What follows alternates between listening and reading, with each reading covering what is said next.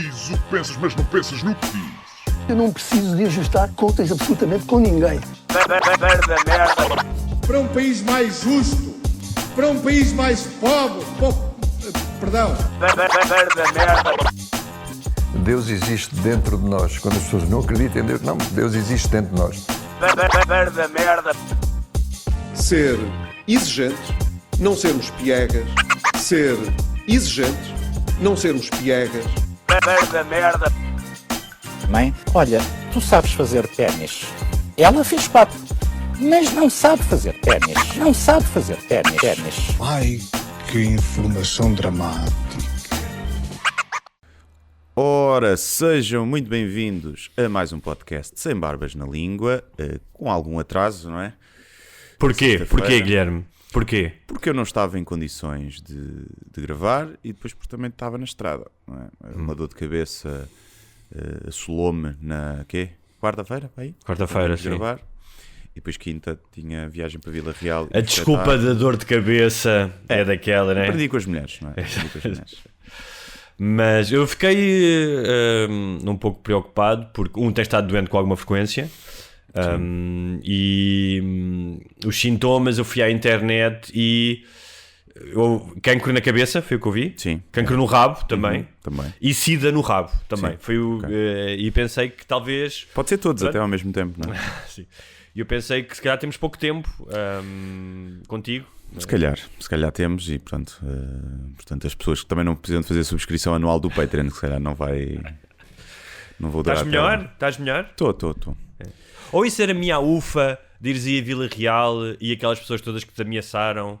Não. Especialmente com sodomia. Eu já disse isto aqui uma vez, a ameaça... aliás, está junto, o insulto e a ameaça constam maioritariamente de tu és paneleiro e vais ser enrabado. Eu só não sei se serão essas pessoas a enrabar-te ou se vão contratar alguém para seres enrabado. Não é? E quando tu usas o paneleiro como ofensa, mostras claramente que não és grunho, como a piada dizia, não é? O que é giro. Sim. Não, mas essas ofensas já tinham sido na tour passada, que foi num vídeo que eu fiz.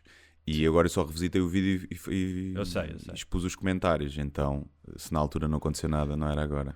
Mas olha, uma vez que estamos a gravar depois do espetáculo, tenho algumas perguntas a fazer-te, que é, foste agredido? Não fui agredido. Não foste? Não. Nada. Infelizmente, não foi desta vez ainda. Não tenho uma boa história para a CMTV. As pessoas receberam-te bem em Vila Real? Receberam muito bem.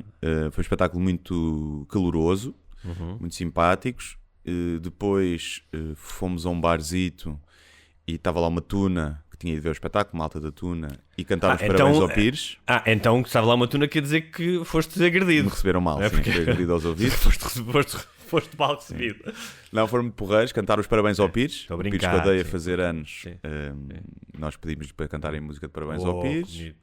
Portanto, agrediram o Pires também. Agrediram também o Pires. Duplamente, porque era uma tuna a cantar os parabéns. Sim, exato.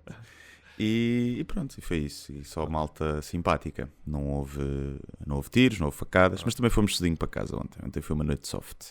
Porque hoje há espetáculo também. Hoje é onde? Em Espinho. Okay. Tu ainda estás em Vila Real? Estou. Ainda estou em Vila Real. Acabar o podcast e seguir. Muito bem. Este homem é um homem...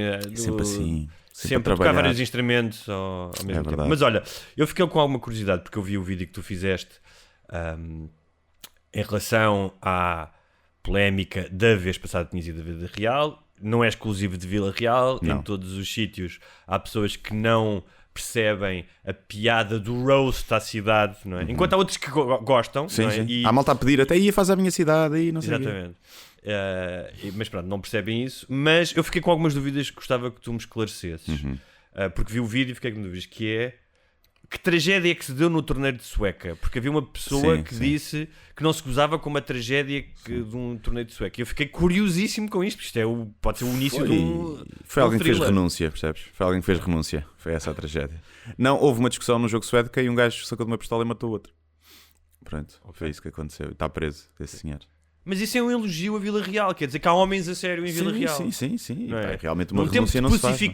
No tempo de pacificação, em que já não Sim. há homens a sério, que por causa de uma renúncia não matam outra pessoa e vão para casa e baixam a garimpa, isso quer dizer que tu no fundo estavas a elogiar Vila Real, não é? Estava. Sim, acho muito bem. É assim que se lida com jogos de sueca. Quantas vezes eu jogar com a minha família ou assim, não me apeteceu matar. Não é? Outra questão que, voltando à questão da sodomia, que é, muitas vezes, e isto já tinha acontecido noutra, não tinha sido outra polémica daquelas que tu normalmente desencadeias nas redes, mas que também tinha havido um chorrilho de pessoas a desejar que tu fosses penetrado no rabo. E a questão é, as pessoas não sabem se tu gostas, se isso para ti seria, ou seja, quando tu desejas de alguém que vai levar no rabo, tu não sabes se essa pessoa se calhar gosta de levar no rabo. Sim. Por Portanto, muito não é- que possa não gostar é- de início, não é? Sim. Por muito que possa gostar no início, provavelmente a pessoa até pode gostar, nunca se sabe. Portanto, não é. Claro, portanto, tu não sabes, é uma coisa que tem muito mais a ver com o preconceito da pessoa Sim. do que propriamente um castigo. Se é assim, olha, espero que sejas atacado por um ninho de vespas de assassinas, isso não há ninguém que goste, não é? Agora, levar no rabo é um E risco. nem sequer especificam, vais lá no rabo de um homem, Sim, não é? Posso levar no rabo de uma mulher com dildo ou uma coisa assim claro. do género, não é? Claro. Se me mandassem chupar uma pila, era pior. Sim. Não é? Sim. Acho que prefiro lá no rabo, acho que No rabo ainda tens esses matizes todos, não é? Pode ser com uma pila pequena, Sim. pode ser de uma pila de uma gaja, Sim. pode. Exatamente. Podes estar a pensar noutra coisa, não és a parte ativa, não é? Pronto. Exatamente. Agora, outra coisa que eu também fiquei, que eu achei muito curioso, que é, até porque tu tinhas vindo de Marrocos, não é? Portanto, não deixa de ser curioso, que é a insistência na divisão Norte-Sul, e especialmente do que existe sempre rivalidades entre terras, isso é normal, não é? Terras às vezes estão lado a lado, não é? Que têm famílias, tipo o pai vive numa terra, o filho vive Sim, noutra, isso é Vila de normal. Conde e Póvoa de Mas- Varzim, por exemplo. Exatamente. Mas a cena do marroquino, das pessoas a sul serem marroquinas, não é? E várias vezes chamaram marroquino. Sim. Eu gostava de... Não sei, tu já pensaste nisso? Tipo, este tipo de insulto, não é? Não sei, acham que é porque nós tivemos os mouros cá e eles não tiveram, não é? Mas tiveram. Quem não teve... Portugal teve todo ocupado, só não teve ocupado nas Astúrias. Sim, pois. As Astúrias não é Portugal, é lá em cima. Sim. É, mais Mas lá é a mesma em coisa que cima. nós chamarmos-lhes espanhóis, não é? Porque... Quer dizer... Mas aqui há, obviamente, há aqui quando há um portugalense complexo de começa ali, superioridade civilizacional, porque tu a dizes marroquinos... Sim. É uma questão de cor de pele e de... Estão mais a sul, são uma sociedade supostamente mais incivilizada, não é? Também há esse lado, não é? E depois há o contexto histórico, não é? Não faz muito sentido, não é? Sendo Está que bem, mas o progresso está todo mais lá para baixo. Reconheces Sim. Acho que é só um insulto que é fácil, está à mão. É só está à mão. Está ali mais perto da África, marroquinos. Pronto. É só isso. Acho que não há um grande processo cognitivo e intelectual. Não há uma profundidade... na escolha da ofensa. Acho Mas que estava a pensar nisso. Quando era Paneleiro é puto- marroquino, percebes? Também Sim. é a mesma coisa para eles. Estava a pensar, quando era puto, uma vez estava no Algarve, eu ia lá passar férias à casa da minha avó, os meus avós moravam no Algarve, e houve uma vez uma miúda que se irritou comigo, pá, tínhamos tempo aqui 10, 11 anos, e ela chamou-me Lisboeta Escarreta. E eu não era de Lisboa, não morava em Lisboa, eu era, tipo, morava em São João de Estoril. Mas obviamente que para ela isso era indiferente, não é? Tipo, vinha de... Mas para a malta que não é de Lisboa, principalmente malta do Norte, eles acham que a malta de Lisboa é a malta do Estoril e de Cascais. Aquele sotaque que ouvem das tias, acham que é de Lisboa. E há muita gente Mas em eu não Lisboa, tinha esse zonas sotaque. mais betas que também têm. Mas esse sotaque vem do Cascais e do Estoril. Sim. Eles, mas Também há em Lisboa, também há esse sotaque em Lisboa. Depois Sendo que alastrou um eu acho- bocadinho. Claro. E hoje em dia Mas- já há mais. Mas eu não tinha esse sotaque de todo. Mas eu lembro De todo. daquilo. Não tinha sotaque de todo. Todo. Mas um bocadinho. Não, acho que não tenho esse sotaque. Não. por acaso, não tenho. Mas Agora diz vão já muito falar de assim, todo. caralho, foda-se, vou Mas caralho. muito de todo, que é uma expressão Todo. muito da linha de Estoril. De todo. De todo. Absolutamente. Guilherme. olha. Absolutamente. Guilherme. E, pá, mas lembro que aquilo também era puto, não é? E depois porque eu tinha um fraquinho por ela. Mas aquilo causou-me incómodo, sentia uma injustiça, e não era injustiça por ela ter errado geograficamente a localização da minha casa, estás a ver? Sim. Eu estava a pensar que quão primordial é essa cena do local de onde tu és, porque se tu pensares racionalmente, who cares? Estás a Claro. perceber? Tipo, seu Lisboeta Escarreta, português do caralho. Mas mesmo sabendo disso, ou seja, que as pessoas não são de todo, mais uma vez, definidas pelo local onde nascem, não é? Se eu tiver, imagina, numa conversa com pessoas desconhecidas, se calhar sou com pessoas conhecidas e algum amigo meu, imagina, já tive amigos meus brasileiros a dizerem-me coisas que não gostam em Portugal e dos portugueses, e eu a concordar plenamente, e jamais me senti ofendido por isso. Mas imagina, alguém que tu não conheces, não é? E que diga mal dos portugueses, também depende da forma como o faz, não é? Se é uma forma gratuita ou se é uma forma sustentada. Mas mesmo eu, que tenho uma visão desapaixonada da minha nacionalidade, se calhar estou suscetível a essa cena de seres parte de um grupo. É uma coisa muito sim. Acho que primitiva, ficas sempre meio tocado, não é? Primeiro porque se estão a falar no geral, estão-te a tentar também toca-te também a ti, não é? Essa crítica ou essa ofensa. A questão é depois tu enfias a carapuça ou não. Ou tu até podes concordar com a cena, mas é quando vês alguém de fora é sempre um bocadinho... Mas depois há coisas que a malta fala muitas vezes, é por falta de informação, não é? Há malta que diz assim, ei, Lisboa é bué da feia. É impossível tu achares Lisboa uma cidade feia se já lá foste e se foste aos sítios certos, porque Lisboa é...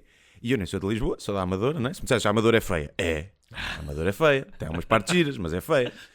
Agora, eu já fui a muitas cidades da Europa e não as visitei também muito profundamente, foram sempre poucos dias, mas Lisboa é efetivamente das cidades mais bonitas da Europa, tal como também é o Porto, por exemplo. Mas o Porto é muito mais pequeno, não há comparação na escala do tamanho do Porto e das coisas que tens para visitar do que tens em Lisboa e nos arredores. E a malta que diz, Lisboa é feia, é claramente ou só queres dizer mal, ou nunca foste visitar, se calhar pensaste que foste a Lisboa e foste a Odivelas, percebes? E aí percebo, realmente. Odivelas é Lisboa, ou não? É Concelho de Lisboa, não é cidade, mas é Concelho. Sim, já é Concelho de Lisboa, sim. Ou é de Loures? Não sei se não é de Loures. É de Loures, deve ser de Loures. É. E, portanto, é muito também falta de informação, não é? E de conhecimento. Há cidades... Claro que neste tribalismo, obviamente, claro que há aqui razões, ou seja, além das razões superficiais, que é, deixem-me ver qual é que é o insulto que eu tenho mais à mão, não é? E paneleiro marroquino é fácil. Claro que depois tu podíamos estar aqui a analisar o centralismo, não é? Aquilo que se associa a Lisboa com justiça e às vezes injustamente também, não é? E às vezes com muita justiça, porque as pessoas que moram em Lisboa não estão todas a pensar, deixa cá arrecadar muito dinheiro e foder o Porto e foder não sei o quê. Não, até porque de Lisboa, muita gente que está em Lisboa não é de Lisboa originalmente. Sim, escolheu Lisboa exatamente por isso, porque reconhece que estão ali mais oportunidades e porque infelizmente há esse centralismo que vai despovoando um bocadinho o interior, especialmente, que é bué da triste. Vivemos todos em cima uns dos outros, a apanhar uma hora de trânsito para fazer 5 km quando há bué da espaço, para vivermos todos por bem. Por acaso, nesse aspecto do que eu conheço de Espanha, posso estar enganado, mas julgo que não. Também é um país maior e tem mais cidades, mas a população está muito mais dispersa. Tanto que em Lisboa vive 1 milhão, não vive, mas na área metropolitana, não é 1 milhão. Mais até, acho. Acho que 1 milhão. E estava a tentar pensar quanto é que vive na área metropolitana de Madrid, mas eu acho que não é 10% da população. Mas tens montes de cidades, tens cidades onde se vive muito bem fora. Estou-me a lembrar as cidades do País Basco, como Vitória, como Bilbao, como San Sebastián, Valência, outras cidades médias em Espanha que vives muito bem. E mesmo cidades ainda mais pequenas do que as capitais de província. Sim, eu acho que tu tens cá muitas cidades que vives bem, até vives melhor que Lisboa. Viseu, por exemplo, é considerada a cidade com melhor qualidade de vida há muito tempo. Braga também, mais até do que Lisboa. O que acontece é que depois não tens a mesma oferta em termos de alguma, sei lá, culturais ou ofertas. Também não tens o mesmo número de trotinetes. Sim, não tens, nem de trânsito. E nessas cidades de Espanha, como é um país maior, acabas por ter, mas nessas cidades mais pequenas depois tens uma oferta de muita coisa, não é mesmo? Claro. E aqui também tens mais poder de compra lá, não é? Portanto, tens mais população, tens mais poder de compra, muito bem. Olha, por falar em Espanha, se calhar vou aproveitar o gancho para anunciar as minhas novas datas. Força, que lancei, que são Santa Maria da Feira, Caldas da Rainha, depois vou repetir Évora, depois há Mondinho de Basto, vou lá também, porque sim, convidaram. Nunca lá fui. Viseu, repetição. Beja, Marinha Grande e depois Madrid e Barcelona. Uhul! Pois é. E depois Coimbra, repetição, que é onde devo gravar o espetáculo, e Viana do Castelo. Okay. Já tens datas para Madrid e Barcelona? Já tenho datas para tudo. Então diz lá, Madrid e Barcelona. Está no meu link no Instagram e eu já pus também no Patreon para os patronos. Madrid é 14 de junho e Barcelona é 16 de junho. Ok. São salas pequeninas, em Madrid é um teatrozinho com 50 pessoas e em Barcelona acho que é um bocadinho maior, 100 e Não tal. era gajo para ir contigo a Madrid? Olha, Vais de avião? Claro. ainda não sei, mas... Vai de como avião, vai de avião. Não, como vamos depois para Barcelona, estava a pensar se não te fazia metas nisso. road trip e depois estava lá 3 ou 4 dias e voltava, não sei. Isso te quero. Mas mesmo assim, mais vale a pena ir de avião. Yeah. Digo-te já fiz essa viagem muitas vezes de carro. Eu também já a fiz. Mas era gajo para ir, para ir Então, contigo. 14 de junho. Portanto, pensar portugueses que nisso. estejam por Madrid e Barcelona. E além vejam disso, se precisares de um guia intérprete, eu sim. hablo espanhol, Sim, não? Já sabes. Sim. Porque alguém para te encomendar as tapas, não é? Sim. E para negociar com as prostitutas e com as tripas, dá sempre jeito, para um gajo não ser enganado. É verdade. Olha, Portanto, é isso, malta. São essas as novas datas, estão as informações todas no link da bio do Instagram e pronto, é isto. Muito obrigado. eu e tu fomos jantar no outro dia. Fomos jantar e fomos jantar como as pessoas estão habituadas, sabem disso. Nós temos muito cuidado com a alimentação, então fomos a um restaurante exclusivamente vegetariano, não foi? Sim. Chamava-se Tofumamos. Estava aqui a pensar, era um bom nome para um restaurante vegetariano. Tofumamos. Não é? Tofumamos. Tu comeste um hambúrguer de tofu em espuma de bagas goji Sim, e eu comi um filé de tofu com quinoa desconstruída. claro. Sim. E estava uma Mentira. bela merda. Não foi. Não, mentira. Comemos um costelão. Sim. Não foi? E secretos de porco preto. E secretos de porco preto. Quer dizer, é secretos de porco. Eles dizem sempre porco preto, mas é sempre porco normal. Sim. Como é que tu sabes? Não é que eu esteja a dizer que os sabes? pretos não são normais, atenção, não é isso que eu estou a dizer. Calma. Foi num tasco mesmo, um tasco a sério. Tu tinhas-me dito que gostavas de ir a um tasco. Sim. E eu Não, estava bom. Estava muito agradável. Sim, senhor. comemos uma carnucha. Isto é só para espicaçar um bocadinho os nossos ouvintes vegetarianos, que nós respeitamos e veganos. Aliás, no outro dia um patrono escreveu um texto bastante interessante lá no site. E nós já dissemos isso aqui, nós não temos nada contra. Ambos dissemos que um nível até muito mais do que um nível alimentar, mas um nível de ética de vida, percebemos perfeitamente. Sim, e eles é que têm razão. Portanto, mas às vezes gostamos de fazer um bocado o juízo às pessoas, não é? Não quer dizer que o princípio tem razão, não quer dizer que as atitudes, o que eles comem, realmente depois tenha menos impacto na vida animal. Porque se tu valorizares a vida de um inseto como valorizas de uma vaca, como muitos veganos valorizam, se calhar fazer plantações de soja e de abacates e de merdas, acho que mata mais seres vivos do que a pecuária. Há estudos que indicam isso. E fora a desflorestação e o impacto que isso tem noutros animais. Mas eticamente não estás a matar para comer o cadáver. Portanto, acho que é sempre diferente, não é? Comer o cadáver. Olha, Isto está um bom nome para um restaurante de carne. o cadáver. Comer o cadáver. Sim. Ou então para um clube noturno de necrófilos. Sim, também pode ser. Sim. Olha, nós no início do nosso podcast tínhamos uma rubrica que era coisas que me fazem comichão. Eu não sei se também não poderia, às vezes, tendo em conta o nosso tom, se não podia ser qualquer coisa como protestos de tasca. Né? Sim. Muitas vezes, algumas das nossas queixas assemelham-se A malta que à está com a conversa mini, de café, mini não na é? mão a queixar-se. A ver a CMTV. Sim. Eu trago-te aqui alguns hoje. Que têm a ver com esta coisa inevitável que é tu teres de conviver com pessoas. Sim. Na vida do Uma dia-a-dia. jadice. É uma jadice, mas é o que É tem uma que ser. chatice, né?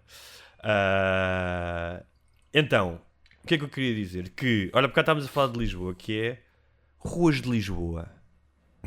Pá, é só buracos. Não sei se já reparaste nisso. Sim, sim. Estão todas fodidas. Ninguém asfalta uma rua. Pá, eu estava a tentar lembrar como é que era em Madrid ou noutras cidades onde eu vivi. E o facto é que eu não devo ter prestado muita atenção à forma como eles asfaltavam as ruas, porque não me lembrei. Mas o que eu sei, eu ando muito de moto, e não moto nota-se mais, é que, pá, já nem falo dos passeios da calçada, dou isso de barato, é calçada, turistas querem ver, tudo bem, não é? Que é, as ruas estão todas fodidas, com buracos mal asfaltadas, e depois tens a outra cena, que é aquelas ruas só de calçada preta, estás a ver? Que é, se calhar, vem aqui um engenheiro dizer-me, não, isso é ótimo, porque imagina, há estradas romanas que ainda existem, talvez, se calhar é a melhor altura, mas provocam mais, pá, são muitas escorregadias, e julgo que tem mais tendência a fazer lombas e buracos.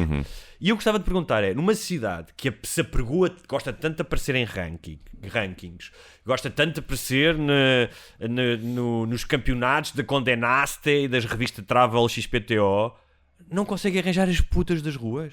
Se calhar faz parte do carisma de Lisboa que nós queremos ver representado. É uma Que é cidade... como os carros dos anos 50 deitarem fumo em Havana, é isso? Sim, Tipo lá decadente. Sim, sim. É um bocado das pessoas chegam, isto é tão pitoresco e tem buracos e é tão castiço e tudo torto e não sei o quê. Se calhar é isso. E, portanto, as pessoas que cá estão que se fodam. Sim, é isso que um bocado isso. Não andem de carro, que é o que eles gostavam. Mas tu não notas isso? Não é uma coisa que notas que as estradas, muitas estradas, as ruas... Eu não costumo em andar Lisboa- muito de carro no centro de Lisboa. É muito raro. Mas sim, mas há muitas zonas que estão... O que é que tu falas do que é que tu dizes o centro?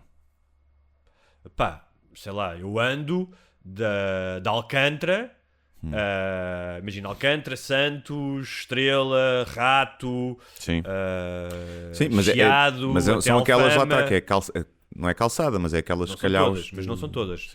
Há umas que são parte calçada e depois tem uma parte em asfalto. Sim. Eu não sei, eu Eu sei e há que a imensos Imel, buracos. com o dinheiro que ganha, eu não sei o que é que a Imel faz com o dinheiro que ganha, não sei, uma empresa pública ou privada, né? Que tem um E monopólio. a taxa turística. basicamente. A taxa turística. Também, se calhar, por acaso não fiz essa investigação e se calhar estou a ser injusto, mas pá, acho que são dezenas de milhões de euros que tu pagas, não é? Sim, porque os portugueses também pagam. Que é uma coisa que eu acho estranha, né? Tu pagares taxa turística no teu país e na tua cidade. Que ainda é mais estúpido. Acho que não devia Pois ser. é, se tu fores um lisboeta e fores para um hotel em Lisboa, pagas Pagas taxa igual. turística. E pagas o mesmo com o inglês. Sim. Acho que devia haver uma diferenciação para estrangeiros ou para pessoas que vivem na cidade ser Mas mais isso, barato. Não qual sei. é que seria a tua lógica? Esse dinheiro devia ser investido em questões de mitigação de questões de ambiente, por exemplo, não é? Por causa do... Eu aí acho que não acho. Isto vai para o orçamento da Câmara, não é? Eu não sei se é da Câmara ou do Ministério, não sei para onde é que isso vai. Acho que E vai para a pronto, Câmara. e Por depois acaso. é gerido como um bolo para tratar das coisas. Não acho que deve ser canalizado sempre diretamente. Tipo, se tu pagas... Eu acho que um bocado devia ser para tapar buracos, digo-te já. Não, isso devia ser da Imel. Ou da EML, sim. Que é uma empresa que é uma coisa que eu nem percebo. Não sei como é que funciona, não sei bem os trâmites todos, mas tem monopólio, né? É público ou privada. Faz coisas que eu acho que deviam ser ilegais, inconstitucionais. Como o Tipo, quê? bloquear-te o carro é propriedade tua. Está num espaço público. Se está mal, tipo, multam-te. Bloquear-te o carro, tu tens uma emergência depois e vais e o carro está bloqueado. Quem é que se responsabiliza, por exemplo? O carro às vezes está mal estacionado, então bloqueiam-te o carro. Então, mas se está mal estacionado, vais-me bloquear mais tempo. Mal estacionado vai estar, mais valia até o rebocarem. É uma coisa que eu nem sei como é que é legal, sinceramente, bloquearem-te a tua propriedade privada. Antigamente nem sequer tinham os poderes da polícia, agora têm qualquer coisa que se equivale. Mas não faz muito sentido. Tu já pagas imposto de circulação, já pagas uma data de coisas e depois levas com aquilo em que há casos muito, muito dúbios, não é? Coisas tipo... Estás um bocadinho... Eu já uma vez fui multado, estava num sítio, fui bloqueado e estava num sítio legal. Então e depois, como é que resolveste isso? Para contestar essa merda. É fedido. O gajo foi lá e eu tive a dizer, não, mas o poste está aqui. Porque era tipo aos elétricos. Eu estou a meio do poste, diz elétrico, mas a linha do estacionamento está ali. Portanto, o poste está mal colocado, porque está antes da linha. Eu estou bem. E o gajo, pois, mas agora já bloqueei, pronto, tenho que mandar não sei o quê. Eu faço para o caralho, quer dizer. E irritam-me. E matava-os a todos, se pudesse. Coitados, eles não têm culpa nenhuma. Por acaso, sempre que me aconteceu, foram sempre muito simpáticos, fora um ou outro, já foi meio otário. Mas a maioria são sempre simpáticos e percebem perfeitamente que têm um trabalho que toda a gente odeia. E pronto, não faz muito sentido aquilo. Ao menos que fosse tudo para o Estado, percebes? Fosse tudo para a Câmara, para arranjar as ruas, ou fosse para umas instituições de solidariedade, uma coisa agora para estar a alimentar administradores privados e merdas. Não faz sentido uma empresa assim, mas é o que é. Eu sei que o imaginário do inferno, normalmente, não é, que nós temos é pessoas a arder em caldeirões e coisas do género. Mas isso o inferno é, chegas ao céu e está lá Deus, você portou-se mal. Vai ser fiscal da EML durante 1000 anos. Sim. Yeah. Era chato. O meu tio tinha um tio que era... Mas ele era técnico das máquinas, ia arranjar. E que levou na boca. Chegou a levar na boca. O gajo chegou ao carro, tinha uma multa, ele estava a arranjar a máquina, ele pensou que era ele que ia passar a multa, e pumba, espatou-lhe um selo e ele ficou a dormir. Portanto, também sofrem. Por isso é que eles agora têm outro tipo de poderes e até são gajos, os últimos que eu tenho apanhado e que tenho visto são gajos maiores já. Eu até já confundi com polícia, porque a roupa e tudo, Sim, já são na gajos mais moto, já tem entroncados. motas, já tem motões e não sei o Yeah, quê. sim. Mas Tem é que uma ser, chulice, é uma chulice. Olha, o outro momento de protesto de Tasca, e que já falámos aqui, pá, mas eu juro-te, continuo estupefacto com a quantidade de pessoas que vão a conduzir a olhar para o telemóvel. Não é a falar ao telemóvel, Sim. percebes? Que não podes, mas não interessa. É a olhar para o telemóvel. E esta semana ia tendo 2 acidentes. Um ia sendo atropelado por um gajo tipo da Glovo ou da Uber Eats, de moto, porque eu estava na passadeira, já estava na passadeira, não foi do género, ia entrar na passadeira. E o gajo ia olhar para o telemóvel, ia haver um serviço. E eu disse, pá, então tive que dizer ao gajo, que não sei o que para não ser atropelado, e o gajo ainda refilou. Ao que eu disse automaticamente, vai para a tua terra, não é? Que é o que Claro, se sim. E ele tira Ele e disse- disse tipo, mas onde? Ele disse, mas eu sou- ele- Para Hã? Moscavide? Para Moscavide? Não, era de Vila Real. Ele. Ok, sim. Estou a brincar. E protestou. Pá, isso acontece-me imensas vezes com os carros de TVDs que estão a apanhar serviço e não sei o quê, e não querem parar para apanhar o serviço, então estão a olhar para baixo. Yeah. E estava a contar isto ao meu irmão, e o meu irmão contou-me que tinha tido um desatino com um gajo, pá, que utilizou aquele argumento que eu continuo a achar também fascinante, que é, mas eu estou a trabalhar. Estou a trabalhar. Pá, e as outras pessoas estão a fazer o quê? Yeah. Tipo, estão a fazer turismo? Tipo, esse argumento de eu estou a trabalhar, que justifica que tu estejas a incumprir até- com alguma coisa. Para mim até é mais uma razão para respeitares mais as leis. É estás a trabalhar, estás a ver? Exatamente. Tu disseres E o assim, ei outro? puto, eu venho da noite e estou com os copos. Pronto, é mais, eu percebo, olha, é mais, eu Isso- percebo mais. Estás a ver? Completamente. Percebo mais. E o outro foi um gajo, também num semáforo, pá, que é uma entrada e por acaso ele tinha prioridade, mas a forma como ele... E eu dei-lhe prioridade, mas a forma como ele entrou, ele ia indo para cima do meu carro. Sim. Porque apesar de eu dar espaço, o gajo meteu-se à minha frente. E o gajo ia olhar para o telemóvel. Ia assim olhar para baixo, estás a ver? Pá, e eu acho que a esta altura do campeonato, tu olhares para o telemóvel a conduzir... Ora, nós não estamos em 1999, quando apareceram os telemóveis. É a mesma coisa que cagares em público. É inaceitável. Já não podes, tipo... Eu não podes confesso fazer... que olho algumas vezes. É? Eu confesso que olho. Não olho, tipo, imagina, no meio da cidade a fazer curvas, isso não, aí não pego. Mas se estiver num semáforo, se calhar pego no telemóvel.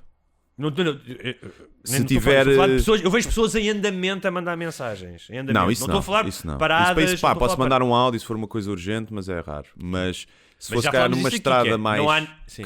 calminha, tipo não seja Sim. curvas, nem tenha passadeiras, nem nada, aí sou capaz de ficar a agarrar no telemóvel. Não vou olhar para o telemóvel, vou tipo, olho um segundo e pouso. E tenho sempre a consciência disso e até ponho o telemóvel aqui, tipo, se tiver que ler alguma mensagem que seja urgente, tipo de trabalho, assim. Mas Poucas também evito. mensagens haverá que sejam suficientemente urgentes. Poucas haverá. Sim. Para que tu tenhas que Não, se ir a estiveres numa conduzir. viagem grande, por exemplo, estás a ver? Pode Aí acontecer. acontece. Não estou a dizer que não acontece. Aí mas estou a acontece, às vezes dizer- vou na autoestrada e pá, é coisas que eu tenho mesmo que responder, tipo dos espetáculos ou isso, ou enviar Não estou a algum dizer cheque, que não alguma coisa. aconteça. Mas estou a dizer que a maioria, Sim, a esmagadora não, maioria das a vezes, não. podes parar. Sim, Não é? a maioria não. E portanto tem muito mais a ver A maioria com... estou no Instagram a ver mamas. Tem muito mais a ver com a tua incapacidade para sossegares um impulso desnecessário Sim. e para fazeres o cálculo de aquilo que tu podes causar por leres uma mensagem. Sim.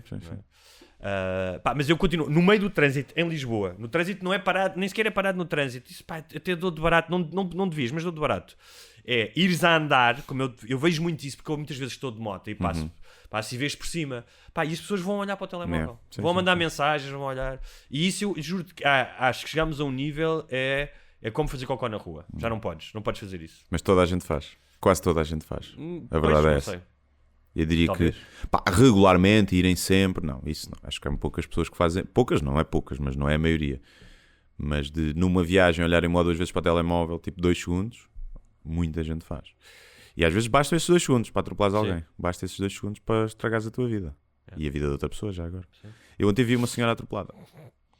Atropelada? Em Vila Real, sim. Na passadeira. Cheguei lá, estava a passar. E estava uma senhora no chão com, E fugiste? com o INEM de volta. Sim.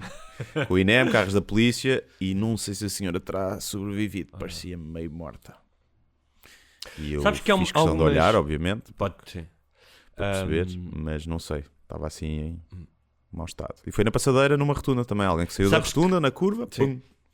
Sabes que acho que foi Nova York e outra cidade, já não me lembro. Não sei se foi na Noruega, mas é relativamente fácil tu tomares medidas, que eu não sei agora dizer quais é que são, mas lembro-me de ler isso, para reduzires o número de atropelamentos. Dizia E acho que era passado Nova Iorque. de 50 para 30, 30, o limite sim. dentro das cidades. Mas Mas não só da gravidade, não só da gravidade dos atropelamentos, mas da frequência dos atropelamentos. Porque dos 50 para 30 tem a ver com também com a gravidade, não é? Mas também a frequência, porque acabas por conseguir travar Claro, a tempo, por claro, exemplo. Não é? Também. Também reduz. Mas vai viver numa cidade em que o Rio de Janeiro é uma cidade com bué de atropelamentos. Tanto que há pelo menos 1 ou 2 contos do Ruben Fonseca, que é um escritor que eu adoro, que falam imenso sobre isso, porque eu escrevi sobre isso, que era uma coisa muito presente. Ou seja, eu aqui não tenho muito medo de ser atropelado em Lisboa. Pode acontecer, mas no Rio era uma coisa que estava constantemente presente na minha vida, que era o medo de ser atropelado. Eu estava a ver as estatísticas há uns tempos, vi, para fazer uma parte de um texto que eu tenho lá de stand-up no espetáculo, que nos anos 70, não sei se era 80, mas acho que ainda era nos 70, havia 800 mortes por ano por atropelamento em Portugal. E agora há 58. Uau. Pá, é uma diferença. E numa Sim, altura sim. em que havia muito menos carros. Yeah. E muito menos densidade populacional. Portanto, conseguiu-se reduzir drasticamente. 800 pessoas era bué por ano. Porra. Já viste o que é? É tipo 2 por dia, praticamente. Sim. E agora 58, que é um número. Agora, não é só as mortes, é quantos ficam entravadinhos e nos hospitais e todos fodidos. Também é esse, não é só os que morrem. Mas conseguiu-se diminuir drasticamente. E mesmo as mortes na estrada por acidente também diminuíram. Já não me lembro dos números, mas diminuíram brutalmente. Mas é muito curioso a percepção que nós temos, porque nós continuamos a ser um país com uma sinistralidade alta em comparação com outros países da União Europeia e cuja condução do espécime típico continua a impressionar gajos de outros países. Não é? Sim. Eu lembro-me de conhecer um sueco que tinha sido colocado cá. Uma vez que fui falar para representantes das embaixadas escandinavas, eles convidavam uma pessoa por mês para falar sobre... E ele tinha acabado de chegar e ele estava a dizer, pá, faz-me muita confusão a forma como vocês conduzem. Eu estava-lhe a dizer, olha, isso é engraçado porque já foi muito pior. E apesar de ter havido, como tu disseste, pá, nível de gravidade dos acidentes, número de mortes, pá, acho que deve haver muito menos pessoas a conduzir com álcool do que havia e em excesso de velocidade. E foi um avanço do caralho. Acho que foi das coisas que nós realmente conseguimos progredir imenso. Sim. E no entanto, ainda há a percepção de que ainda somos um bocado de grunhos às vezes, não é? Sim, pá, somos. Acho que é o buzinar nos outros países não é normal. Buzinar por tudo e por nada. Nos outros sítios a buzina serve exatamente para o propósito que é alertar para o perigo e evitar acidentes. Em Portugal a buzina serve para conversar com os outros carros. Pronto, para insultar os outros carros. Mais do que conversar, porque podias conversar, imagina, podias fazer uma escala de notas bonitas. Tipo, aquela Mas cena não. normal que é tu buzinares num semáforo para o gajo da frente não viu o verde e avançar, que todos fazemos aquele toquezinho, Sim. é uma contraordenação. Não podes fazer, não podes buzinar dentro Mas das esse não, cidades, das localidades. esse não é o dos piores. Não é dos piores, mas só isso. Ou seja, nós usamos a buzina como então, anda lá, então, vai para o caralho, Sim. então, não sei o quê. É para isso. Não é? Raramente se usa a buzina para evitar realmente um acidente. Às vezes nessas situações a malta nem carrega na buzina. E, portanto, começa por aí. Mas há países... Marrocos, nem vale a pena, né? É outro mundo. Mas quando fiz um Interrail, pá, eu lembro que na Croácia, epá, não param nas passadeiras. Não param. Tu estás ali e tu não tens prioridade. Não sei como é que é a lei. Se calhar a lei diz que o peão não tem prioridade. Não sei. Não param. Tipo, passam a sapar e tu deixas chegar para trás e só podes passar quando não vier nenhum carro, porque eles nunca param. Em Bratislava também era um caos a condução. Tipo, toda a gente a buzinar. Nós temos aí esses genes. Mas não, eu acho que eu acho que a cena dos peões foi uma das coisas que nós evoluímos brutalmente. Eu lembro-me disso, ou seja, eu consigo lembrar-me do tempo em que nós éramos como tu estás a descrever o que era a Croácia, que as pessoas não paravam. E hoje em dia, pá, acho que 80% dos carros param, e ainda há aqueles que às vezes não vêm e pedem desculpa se não param. Sim. Tenho visto isso. Acho que e eu notei ainda mais isso quando morei no Rio, porque no Rio, que o trânsito também é caótico. Mas no Rio e também não agressivo. convém parar, não é? Não convém parar, porque há o carjacking. Portanto... E que é, só há passadeiras nos semáforos. E explicaram que era inútil haver fora dos semáforos porque ninguém ia parar. Sim. E mesmo assim nos semáforos, eu vi várias vezes gajos a passar os vermelhos. Sim. Eu lembro de ver uma família não ser levada para um autocarro, que até eu fiquei branco. Os gajos iam morrendo e ficaram tipo lívidos como um balde de cal. E eu fiquei também, porque pensei, tipo, uma família inteira podia ter morrido. Porque mesmo nas passadeiras com semáforos havia carros que não paravam. Sim. E nesse aspecto acho que nós evoluímos imenso. Mas Dito isto, há países em que, tipo, eu lembro de estar... Acho que foi não sei se foi na Dinamarca, acho eu.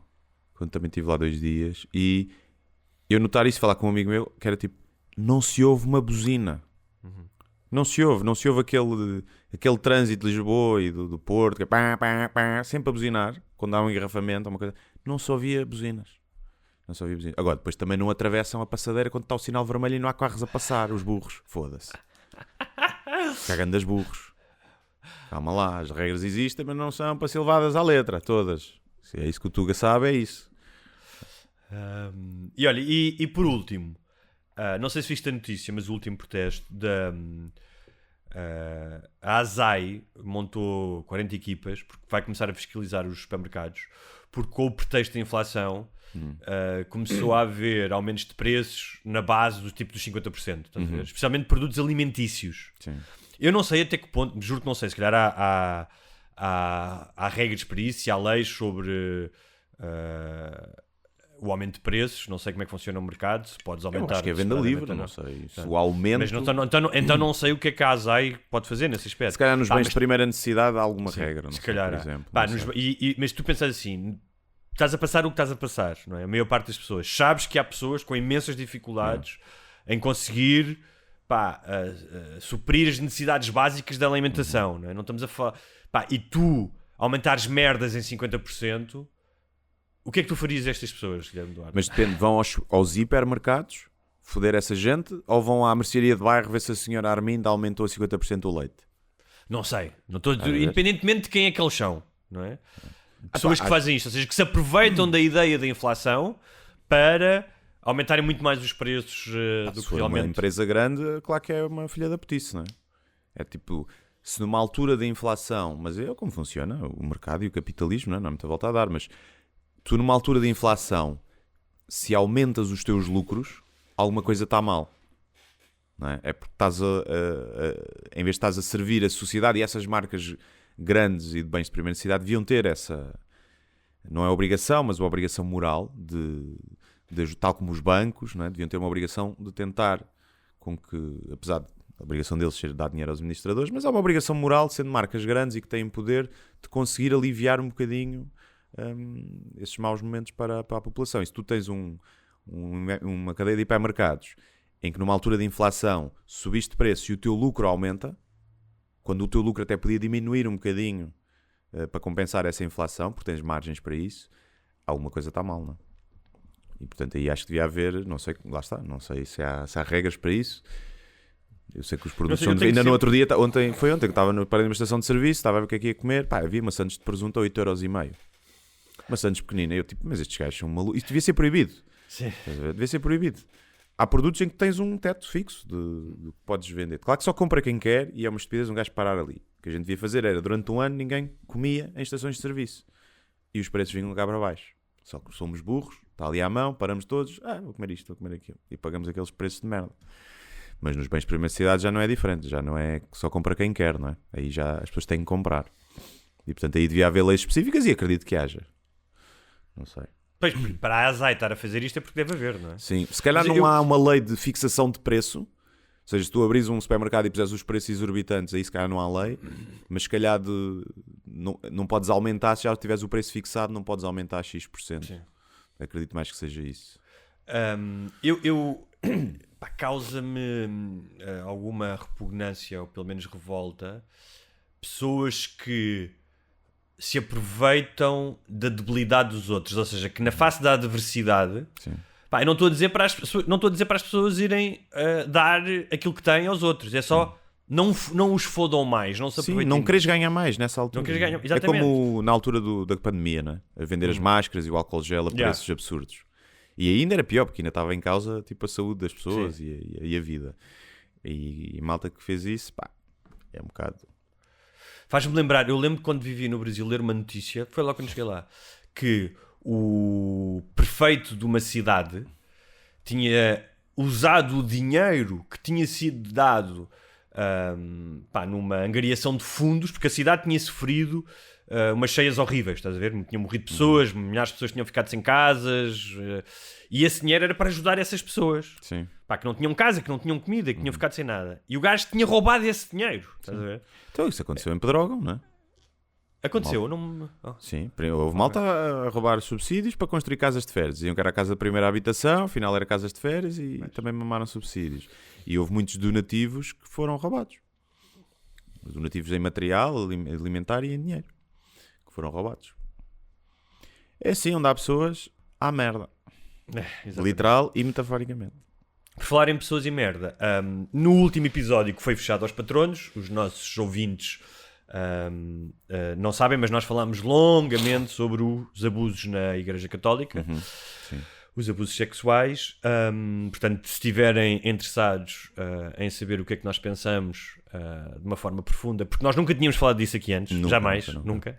Mas Mas se quiserem basicamente saber... quase dedicado a isso na totalidade, sim. Não, naquele episódio foi. Sim, nesse Portanto, se quiserem saber e se acham que é a altura de se tornarem patronos e de terem um episódio todas as semanas, além do acervo de 100 e tal episódios, não é? Especiais de patronos, são 100 e tal, acho eu. 100 e tal, mais Podem ouvir... os outros 15 em 15 dias que já não saem. Portanto, exatamente, portanto, todos esses só têm que ir aonde, Guilherme Duarte? É o patreon.com/sem barbas na língua e fazer uma das modalidades a partir de 2€ por mês, portanto sai a menos de 50 cêntimos por episódio, sai a 25 cêntimos por episódio, na verdade.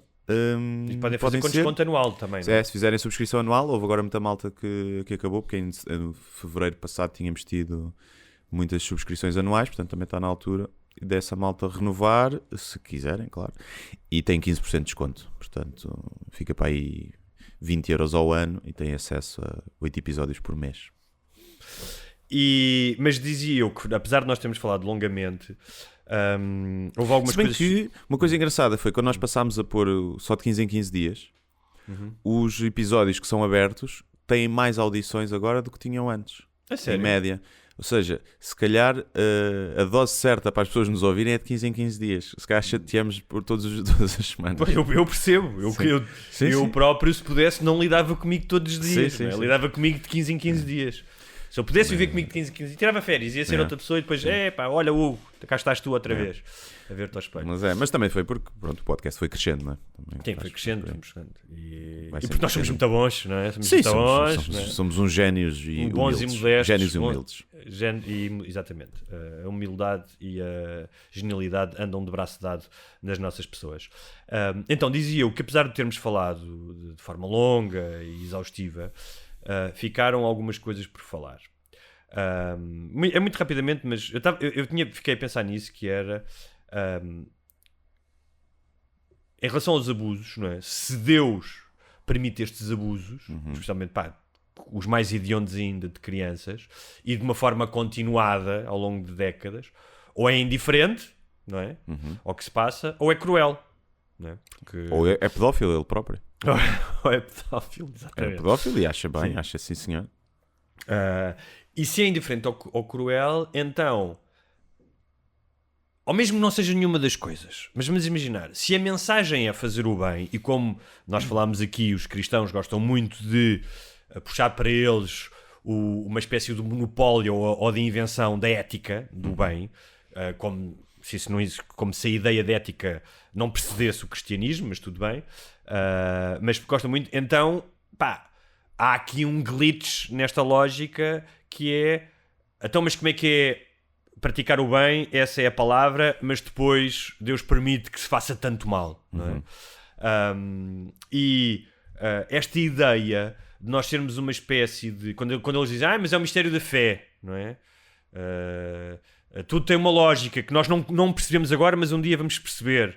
Mas esta ideia de nós sermos uma espécie de Sims, de sermos uma espécie de jogo de tabuleiro de Deus, pá, é altamente desqualificante para o ser humano.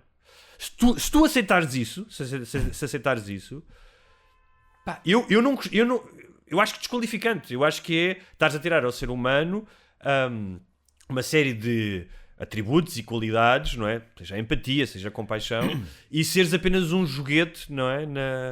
Nas mãos de um Deus que ainda por cima diz que te ama, mas permite que tu sofras, não é? Que é aqui uma contradição. É como aqueles abusadores. Não é? Sim. A única visão inteligente, ou mais racional da religião que eu aceito, sem grandes problemas, é a visão do Deus não interfere.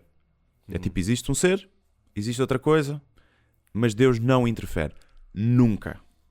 Porque a partir do momento que me dizes que Deus deixa morrer uma criança em África à fome, ou deixa uma criança ser abusada pelo padre, e não faz um milagre aí, não interfere, mas depois interfere em pequeninas merdas, tipo sei lá, curar uma doença de alguém. Pá, isso para mim é ofensivo e é de uma arrogância incrível. Tu achares que vais rezar e que Deus te vai dar aquilo que tu queres, quando Deus deixa todos os dias morrer crianças à fome em África. Tu estás a dizer que tu mereces mais do que as crianças que morreram à fome em África. Elas não rezaram o suficiente, elas não acreditam o suficiente. E portanto, se tu tiveres a postura de eu acredito, pá, mas Deus não interfere. Não interfere nem para o bem nem para o mal. Custa-lhe muito, está ali a roer-se todo, caralho, queria interferir, esta criança agora vai levar no cu e eu não... devia interferir, mas eu não posso, é uma promessa que eu fiz, não interferir. Desde que mandei Jesus, disse nunca mais interferir. E eu percebo essa... mas tu percebes... Agora, para tu diz que interferes, perdeste-me. Mas há aqui duas questões que tu tocaste que são muito importantes, que é, se não interfere, então há uma desonestidade intelectual enorme, que é, se não interfere, então não pode mandar dizer para fazer o bem.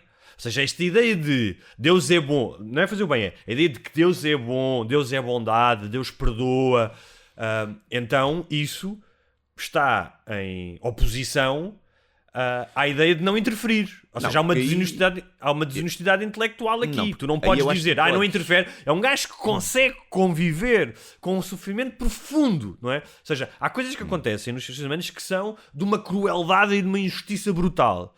E ele diz-te, olha... faz o bem, eu tenho a capacidade, tenho o poder para acabar com isto, mas eu não vou fazer nada. Como é que tu consegues acreditar? Ou seja, eu percebo que estás a dizer que tu consegues praticar o bem em nome de alguém que já morreu. Está bem, mas como é que tu consegues adorar? Como é que tu consegues adorar alguém que, tendo o poder, imagina isso, imagina que não era Deus, mas era alguém que, tendo o poder para fazer com que o teu filho não morresse, que a tua mãe não fosse violada, e dissesse, não, eu não vou interferir. Como é que tu consegues ir todas as semanas a uma igreja, ajoelhar-te e dizer-te obrigado, e percebes a desonestidade intelectual? É isso que a mim me choca, essa ideia. Partes desse princípio de que, ok, ele tem o poder de acabar com isto, mas não é o trabalho dele interferir, porque há outra coisa depois, e isto vai fazer sentido depois. E as pessoas conseguem conviver com essa desonestidade de Deus, não é? Que é tipo, eu podia acabar com o sofrimento, olha, podia agora meter a mão na pila do padre e tirá-la do cu da criança. Mas não vou fazer.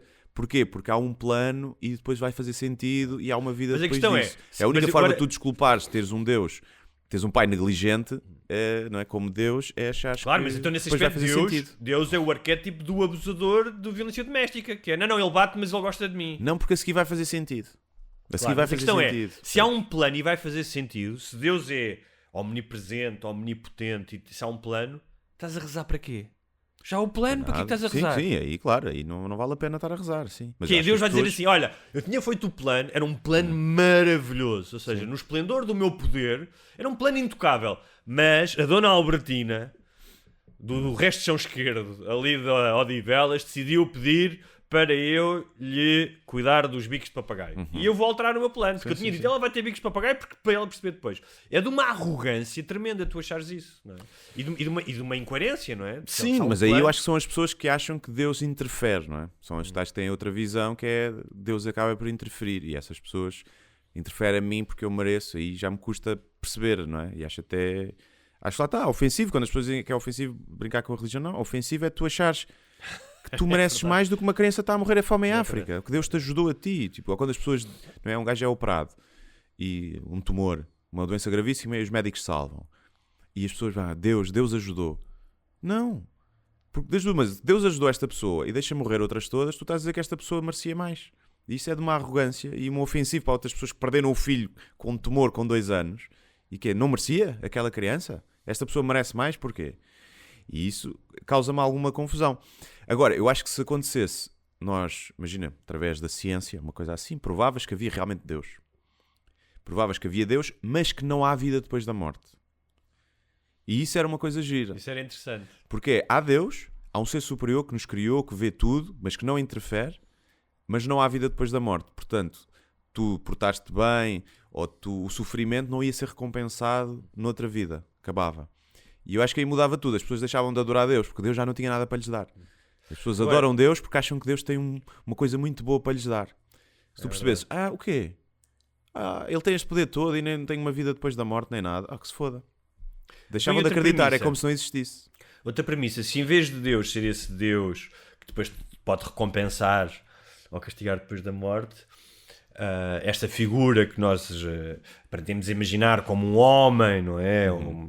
Assim, se fosse um engenheiro informático gordo, a coçar os tomates, a comer comida de fast food e que tinha feito um universo simulado. Sim. E era Deus, porque ele tinha criado este universo simulado. Não, porque as pessoas iam dizer, não, mas ele criou o universo simulado, mas o universo dele foi criado por Deus. Ok. Mas não era giro que Deus fosse um engenheiro informático que estava lá... Provavelmente é. A existir, é muito mais provável ser seres altamente evoluídos que criaram universos simulados do que ser realmente um ser que apareceu do nada. Portanto, é mais provável isso. Mas não íamos respeitar da mesma forma. Pois não. Pois não. Nós nunca iríamos idolatrar essa civilização e esses técnicos informáticos, programadores, que criaram o universo simulado. Da mesma forma que respeitamos Deus. Eu acho que ia haver sempre... Ia haver era miudinho, que eles ligassem a tomada. Também. Isso é que havia.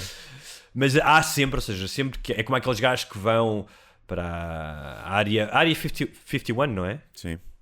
E que, ou seja, há sempre alguém com a disposição para fazer parte de uma seita, com uma carência tremenda de alguma coisa, que se iam entregar nos braços dessa civilização.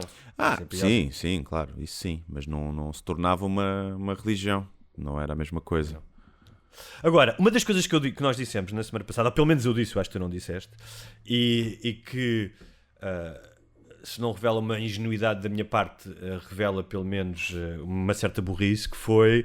Várias vezes falei dos abusos e disse, não, mas agora, não é? Ninguém está a contestar os abusos. Ninguém... Ou seja, podem defender a igreja, mas não. Eu descobri que nesta semana... Sim. Ou seja, algo que é indefensável, que houve várias pessoas, e especialmente...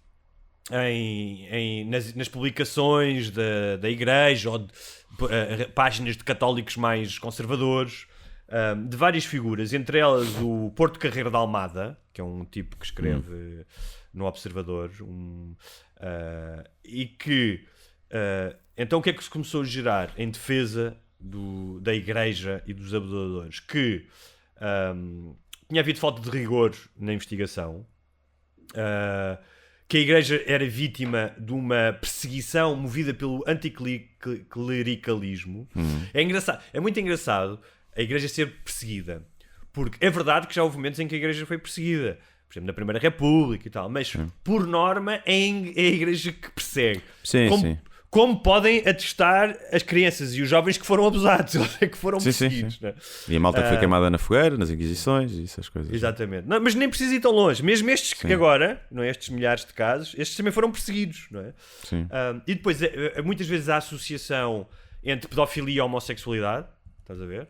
Uma espécie de atirar para... chegou-se houve um padre que chegou a falar do anticristo, não é? Que isto era uma coisa do diabo, que o diabo estava a perseguir a igreja. Sim. E do feminismo anticlerical. Ok. É? Como se as mulheres feministas estivessem organizadas e dizer, vamos aqui lixar a igreja, então esta coisa... não é? Como alguém dizia também no outro dia, até foram lá à minha página, depois acabei por bloquear, porque essa pessoa começou a ofender um outra pessoa que estava lá, pá, chamou-lhe mongoloide e coisas do género, e eu deixo as pessoas falar, mas que começam a ofender outros, Claro. eu bloqueio. E que dizia que era notícias da moda. Não é? Sim. Pá, eu acho graça que era eu achar que pelo menos estas pessoas iam estar caladas, mas não. Elas têm a coragem de vir dizer isto, têm a coragem de dizer que é um complô contra a igreja. Sim. É o que é. Não sei o que é que é dizer. Já, há uns tempos também dizia, estás a falar muito nisso. E eu paro de falar pedofilia na igreja quando os padres deixarem de foder crianças. É bué simples acabar com esse tema. É os padres deixarem de foder crianças. Já não se fala mais nisso. Agora, é um tema que revolta tanta gente que e que é tão revoltante que eu nem consigo perceber como é que há pessoas. Eu consigo perceber que é aí estão-me a atingir a mim porque eu acredito na igreja e acredito nisto. E o meu traço de personalidade é ser católico. Toda a minha personalidade é essa. E é o que eu tenho na vida, é a fé, não tenho mais nada. E estão-me a furar isso, estão-me a meter um ferro quente nessa coisa que me afeta e que me destrói também por dentro. Essas pessoas, eu acho que dizem isso. Eu acho que a maioria... Então tu és inseguro da tua fé, porque se tu acreditares mesmo em Deus e claro. achares, então Mas isso tem a ver contigo. Quase todas as pessoas, os únicos que não são inseguros das fés são os gajos que se rebentam. Esses são os únicos, porque os outros têm todos dúvidas, até os padres, não é? Esses que se rebentam são os únicos que, sim senhor, este acredita mesmo, este acredita a sério. Tirando aqueles que, e há casos disso, de que não se rebentam. Há vários gajos que estão em prisões israelitas, uma vez vi um documentário sobre isso, que é os gajos que chegaram lá e não tiveram coragem e depois foram apanhados, estás a ver?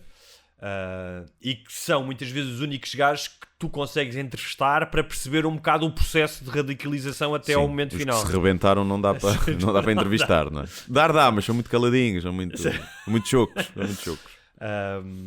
Mas eu estava a pensar que algumas destes argumentos, que é há um complô contra nós, as feministas, não é? São argumentos típicos dos negacionistas. Sim. Ou seja, há aqui muitas coisas que se tocam. E depois pensei, mas há um lado do cristianismo que tem muitas coisas a ver com o negacionismo, como por exemplo negar a ciência. Sim, tu para seres católico tens que negar uma série de leis Sim. fundamentais da natureza, como tipo, tu morres e não ressuscitas. Tipo, não há casos científicos e a lógica, registados. negar a lógica sim, também. Sim. Portanto, faz sentido que pelo menos há muitos católicos que reprovaram e se manifestaram não só contra os abusos como contra a própria... maioria até, não é? Acho que a maioria fica... Isso não sei, mas não acho mas que sim, muita gente. Sim. Mas há pessoas, não é? Acho que não percebem a escala. A maioria das pessoas não percebe a escala. As pessoas veem 5 mil crianças. 5 mil crianças. Somos 10 milhões de pessoas. E não percebe a escala do número de padres que são e o número de crianças que têm contacto com padres e a escala gigante que isso é. Estás a ver? E que se tu aplicasses... Eu na altura fiz e ainda não eram os casos todos. Que era, se aplicasse a mesma lei tipo, aos professores, era uma estupidez de professores que eram pedófilos. Eu lembro que tu feito isso. Ainda nem fiz com os novos números. Era uma estupidez. E toda a gente achava... Ninguém punha os putos na escola. Era tão simples quanto isso. Ninguém arriscava. Só que aqui há uma percepção de que a escala não é assim tão grave. Porque muita gente vai à igreja e não acontece e não sei o quê. E acho que isso faz com que as pessoas também relativizem um bocadinho. Se calhar se vissem o número de padres, tipo, juntassem todos, olha, os padres todos abusaram de crianças e estas são as crianças todas que foram abusadas. As pessoas cá ficavam... Mas achas... Eu percebo que... Não sei até que ponto é que... o Stalin tinha uma frase que era uma morte é uma tragédia... 1 milhão de mortes é uma estatística, não é? Portanto, eu não sei até que ponto os números... Eu percebo que a quantidade pode ser impressionante, mas eu acho mais impressionante tu leres os testemunhos. Sim. Seja, não é? E acho que os testemunhos tiveram muito mais impacto, porque nós também falamos aqui que há várias instituições e que isso acontece, não existe nenhuma que de uma forma sistemática, com a mesma quantidade e com o mesmo tipo de ocultamento, não é? E acho que isso é que é o mais grave. Eu acho que as pessoas não precisam, não sei, falou-se de 4 mil casos, eu acho que não precisavam de ser, percebes? Podiam ser 1000 casos. Não sei se os números são fundamentais para o entendimento da gravidade. Eu acho que as pessoas, para não entrarem em dissonância cognitiva, que é o que estavas a dizer, que é o meu Deus, a minha forma de ser, onde traça a minha personalidade, relativizam da mesma forma que votam em gajos, não é? Isso está mais do que provado. Claro, sim. Em gajos que esquecem uma série de coisas que aqueles gajos dizem que as pessoas discordam, mas porque representam alguma coisa que elas querem defender, as pessoas votam nessa Sim, pessoa. é o votar apesar disso, não é? E Apesar aqui eles continuam a acreditar apesar disso. Pronto. E Olha, é isso. apenas antes de irmos embora e fazer aqui as sugestões e as despedidas, tive um pensamento no outro dia, até foi a ver, depois de ver uma pequena entrevista do Neil deGrasse Tyson, que ele estava a falar sobre a questão de aprender. E como é que ele gostava de aprender e que o ensino devia motivar as pessoas. E eu estava a pensar, agora porque tenho um filho pequeno, que é, por norma, o Homo sapiens, aliás chama-se sapiens por isso, tem uma curiosidade tremenda com aquilo que o rodeia. A maioria dos... desde pequeno, eu vejo os putos, não é? Eu vejo o meu puto, o gajo quer saber tudo, ele quer aprender todos os dias. Tipo, ele ouve uma ambulância, expliquei-lhe o que é que... Mostrei-lhe uma ambulância e ele viu uma ambulância. Agora, sempre que ele ouve uma ambulância, ele pede-me para ir à janela para ver a ambulância. E isso nas coisas mais pequenas, tipo, ele aprende uma palavra nova, quer usá-la, ele aprende uma competência nova, tipo, subiu para um banco, quer fazê-lo. Portanto, eu acho que é inato em nós, ou seja, está no software, não é? Que tu tens que aprender. E eu acho que a maioria das pessoas gosta de aprender coisas novas. Sim. Não quer dizer que há coisas que para aprender exigem um determinado esforço. Eu estava a dizer que em que momento... Só que depois vais para a escola. Pronto, é isso. Em que momento é que tu perdes isso, não é? Ou seja, ou que pelo menos perdes a consciência que continuas a aprender coisas que são divertidas e porque são divertidas tu percebes que se calhar outras precisas de um bocadinho de esforço. Porque eu lembro, mesmo, por exemplo, matemáticas, e só para terminar, havia cenas, matemática não era a minha disciplina preferida, mas eu às vezes aprendia uma merda nova, e quando eu completava um exercício, eu gostava de completar aquele exercício. Sim, ou seja, havia prazer, havia uma satisfação. E quando é que tu perdes isso? Quando é que tu... A ideia de, que muitas pessoas têm, de que aprender é chato, de que ler é chato, de que descobrir é chato, como é que há essa transformação? Não é? Tu achas que é a escola? Espera aí, que vou espirrar. Falar e espirrar ao mesmo tempo não dá, Guilherme. Não dá. Acho que grande parte é da escola. Acho que grande parte é dos pais também, que não estimulam depois essa criatividade. Estimulam no início, mas depois é tipo, não fazes perguntas, não coisas. Fartam-se de ensinar coisas aos putos, não é? E de brincar com os putos e de levar os putos a sítios para aprenderem coisas novas e de estimular essa criatividade, esse interesse. Mas acho que a escola tem mesmo muita culpa da forma como ensina a matéria. Acho que é uma coisa... ensina, as pessoas mudaram muito, não é? Muda-se muito os interesses das pessoas, as tecnologias, e o ensino é muito parecido do que era há 30 anos. Sim. Não há muita diferença. Há 30 para não falar Há mais, mais. Depois, ou tens sorte de aparecer um professor que te interessa e que se interessa pelos alunos, e vais tendo sorte de ter esses professores, ou então, eu não tenho dúvida que a matemática é odiada porque é dada de uma forma estúpida. E porque a maioria dos professores não tem sensibilidade para dar aquilo tipo, a putos. Tipo, é o professor que tem que se adaptar aos putos, não é os putos que têm que se adaptar ao professor. E há muitos professores que têm essa lógica invertida, que é, eu dou aulas assim, os meus alunos é que têm que se habituar a mim. Não, isso é ser um professor de merda. O professor é que tem que se habituar aos alunos. É a mesma coisa que um chefe. Eu funciono assim, eu giro assim a minha coisa, os meus empregados têm que se adaptar à minha chefia. Não. Um bom gestor e um bom chefe adapta-se às pessoas que contratou e que estão a trabalhar com ele. E acho que há esse problema. Também percebo porque os professores hoje em dia, não é, são desvalorizados e ganham mal e não têm também tantos incentivos para melhorar e ser bons, querem despachar a matéria. É para dar isto? Siga, pumba. Mas os professores universitários já não têm isso, não é? Porque são valorizados e ganham bem, e se calhar são os piores professores que eu apanhei, são os professores universitários. Foda-se, tive alguns, sim. Portanto, acho que sim, acho que o sistema de ensino completamente... Não há um incentivo para as pessoas aprenderem porque é que é assim. É assim e acabou, despeja aqui a matéria. Mas para uma coisa é, se a esmagadora maioria das pessoas tem esse elemento no sistema operativo da curiosidade, do querer saber, de gostar, as pessoas gostam de aprender. Tu vês pessoas, e no outro dia li uma velhinha que tem 80 anos e foi aprender a ler agora, estás a ver? E a maioria das pessoas tem isso. E claro que depois traz, com o crescimento, traz mais inclinado para aprender umas coisas do que outras, não é? Isso é normal, não é? Encontrares a tua vocação, aquilo que dá mais gozo. Sem esquecer que há coisas que tu vais ter que aprender com algum custo, porque a vida tem algum custo. Não há mal nenhum nisso. Sim, não mas pode ser tudo diversão, não é? se tu tens isso lá, mas está lá. Ou seja, tu não tens que criar isso. Se isso existe nas pessoas desde pequenos, era só utilizar isso a teu favor, não é? Tipo, e estavas a falar há bocado da matemática. Eu não sei se depois a adolescência também pode ter alguma, tipo, mesmo em termos biológicos, tem alguma... Pá, mas porque a verdade é que os adolescentes acham que já sabem tudo. Tu não gostavas de tu achavas que sabias tudo, mas não gostavas de aprender merdas. Eu gostava de aprender merdas na adolescência. Eu sempre gostei. E até ao 12º eu sempre gostei de ir às aulas. E gostei de aprender. E não havia nenhuma disciplina que eu não gostasse ou que odiasse. A partir do momento que entrei para a faculdade comecei a não gostar daquilo, porque percebi logo que não era aquilo que eu gostava mais. Mas até aí sempre tive interesse. E hoje em dia também gosto de aprender coisas novas. E de experimentar-me a fazer coisas novas. Sempre tive isso. Mas já não tenho tanto quando era puto, não é? Que somos todos mais esponja e que queremos... Mas mesmo a matemática... Começas a focar-te mais. Estavas a falar matemática e muitas vezes as pessoas dizem... olha, um dos livros que eu gostei mais de traduzir, agora já não traduzo há muito tempo, mas era um livro de um professor de matemática e que o gajo explicava a importância da matemática. E uma das coisas que ele dizia, que as pessoas dizem muito é... como é que eu vou utilizar isto? Pá, e se calhar tu não vais utilizar, não vais resolver um limite...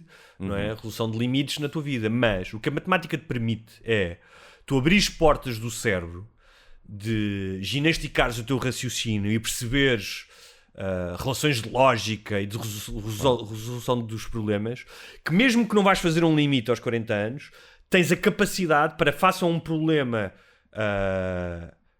do teu dia-a-dia. Pá, eu às vezes sinto isso, tens que resolver um problema, tens que levar uma coisa, o que é que trazes primeiro, quase aquela cena de tens uma galinha, um burro e sim. Não é? E a galinha, o lobo e o não sei o quê. E tu vês que há pessoas que são mais ginasticadas a resolver esse tipo de problemas do dia-a-dia, práticos, porque utilizaram mais o seu raciocínio ao longo da vida. Sim, a inteligência abstrata, não é? Uma coisa exatamente. Que é... Agora, também acho que é muito genético. Atenção. Também, essa parte do teu cérebro também... acho que é muito genética. Tu tens mesmo, desde a primária, e são pessoas que tinham acabado de entrar para o ensino, que não apanham a mesma professora, o mesmo ambiente, não apanhavam aquilo, não lhes entrava na cabeça. Não é? Mas também é uma parte em casa. Também é, mas tipo, aos 3 anos, na pré-primária, estás a aprender merda, tipo, também tem. Não. Eu percebo o que estás a dizer. Mas os pais não estimulam porque eles também já geneticamente... Claro, estou a dizer esta idade, eu noto isso agora, tipo, a partir, eu não tenho mais isso a partir talvez de um ano, não é? Quando o gajo começa a aprender as competências motoras, cognitivas, tudo isso. Os saltos são brutais, estás a ver? Tipo, tu vês isso, vês o gajo tu vês as sinapses, tipo, vês a evolução. E aí... Não tenho a mínima dúvida que nestes anos que nós dizemos, mas eles não fazem nada na escola. Mas não é na escola, é que nestes anos são decisivos os estímulos que eles têm. Estás a ver? Sim. Não tenho mas também acho que há uma grande componente genética. Acho que há mesmo pessoas que têm mais coisa, claro que sim. Não têm. Claro que sim, isso sem dúvida. Eu muito conhecia bem. malta que era boa aluna e que tinha boas notas. E depois no 12º tive desenho e geometria descritiva. E havia malta que tinha 18 às outras cenas e chumbava aquilo. Porque no cérebro deles não conseguiam pensar em planos e em sombras e em perspectivas. Não conseguia. Mas também não pode ser... Os cérebros são diferentes ou seja, se calhar um gajo pode ser um músico extraordinário, pode aprender a tocar piano num segundo e nunca ser capaz de aprender geometria descritiva. Claro, é isso que eu estou a dizer. Não estou a dizer que a pessoa por não saber aquilo é burra. Estou a dizer é que o cérebro não foi talhado para aquilo e depois pode ter outras capacidades que as outras pessoas não têm. E isso também não é estimulado na escola. É tudo colocado na mesma forma para ser espremido pelo mesmo buraco. Não quer dizer, tipo, este gajo tem jeito para isso, vai para aqui, olha, isto vai para aqui.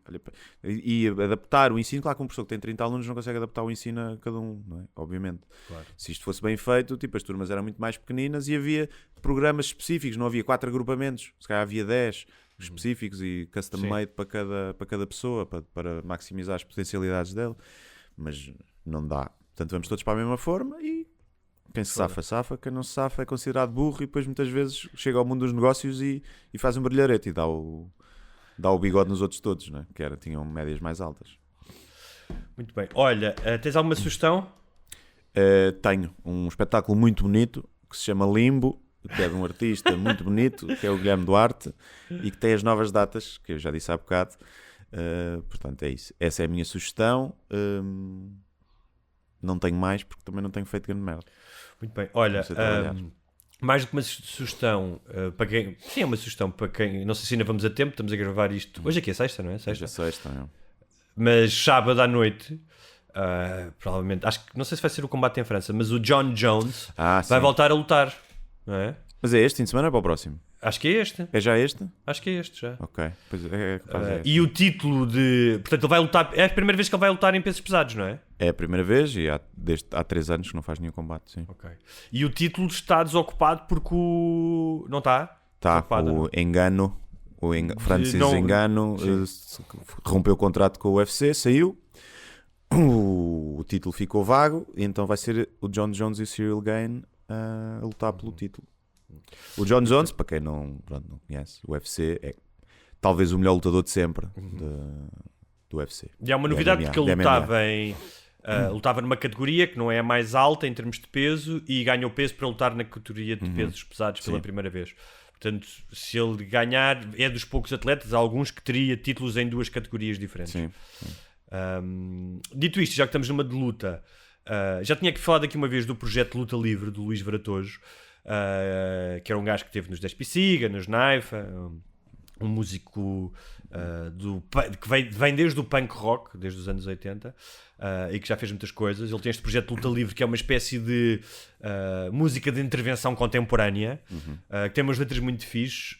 Ele vai lançar um novo álbum em breve, mas já lançou um novo single que chama-se Panela de Pressão, e que tem muito a ver com aquilo que nós estamos a viver agora, da inflação, desta nova crise. Já está no YouTube, portanto ouçam Luta Livre do Luís Varatojo, vale a pena.